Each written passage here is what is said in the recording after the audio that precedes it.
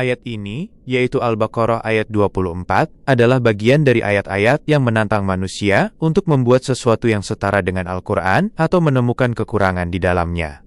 Allah berfirman dalam surat Al-Isra ayat 88, "Katakanlah, sesungguhnya jika manusia dan jin berkumpul untuk membuat yang serupa Al-Quran ini, niscaya mereka tidak akan dapat membuat yang serupa dengannya, sekalipun sebagian mereka menjadi pembantu bagi sebagian yang lain." Ayat ini menunjukkan ketidakmampuan manusia. Bagaimana mungkin perkataan makhluk yang berasal dari tanah bisa menyamai perkataan Tuhan semesta alam?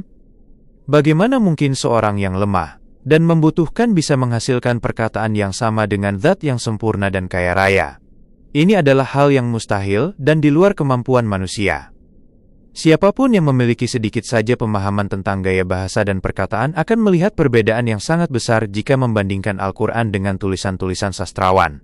Selanjutnya, dalam firman Allah yang artinya, "Dan jika kamu tetap dalam keraguan tentang Al-Quran yang kami wahyukan kepada hamba kami Muhammad, maka buatlah satu surat saja yang semisal Al-Quran itu, dan ajaklah penolong-penolongmu selain Allah, jika kamu orang-orang yang memang benar." Terkandung petunjuk bahwa orang yang diharapkan mendapat hidayah dari kesesatan adalah mereka yang ragu dan bingung, yang belum tahu mana kebenaran.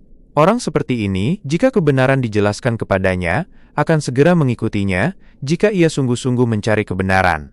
Berbeda dengan orang yang keras kepala, yang tahu kebenaran, tetapi meninggalkannya.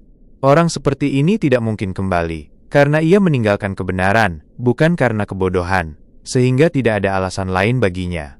Demikian juga orang yang ragu, tetapi tidak sungguh-sungguh mencari kebenaran, bahkan bermalas-malasan, secara umum tidak akan dibimbing. Penjelasan tentang Rasulullah sebagai hamba Allah dalam konteks yang mulia ini menunjukkan bahwa sifat terbesar beliau adalah ketaatan mutlak sebagai hamba yang tidak tertandingi oleh siapapun, baik yang telah lalu maupun yang akan datang. Allah juga menjelaskan tentang beliau dengan sebutan hamba Allah dalam surat Al-Isra ayat 1, "Maha suci Allah, yang telah memperjalankan hambanya pada suatu malam." Dan dalam konteks penurunan Al-Quran, Allah berfirman dalam surat Al-Furqan ayat 1, "Maha suci Allah yang telah menurunkan Al-Furqan atau Al-Quran kepada hambanya, agar dia menjadi pemberi peringatan kepada seluruh alam." Dalam firman Allah yang artinya, yang disediakan bagi orang-orang kafir, dan ayat-ayat sejenisnya, terdapat bukti bagi Ahlus Sunnah wal Jamaah, bahwa surga dan neraka itu telah diciptakan, berbeda dengan pandangan sebagian kelompok.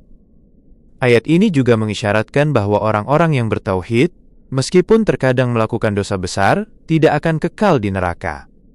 Sebab Allah berfirman, yang disediakan bagi orang-orang kafir.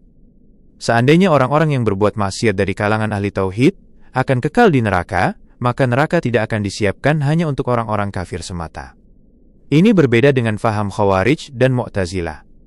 Selain itu, ada juga isyarat bahwa siksaan itu terjadi karena adanya sebab-sebabnya, yaitu kekafiran dan berbagai macam kemaksiatan.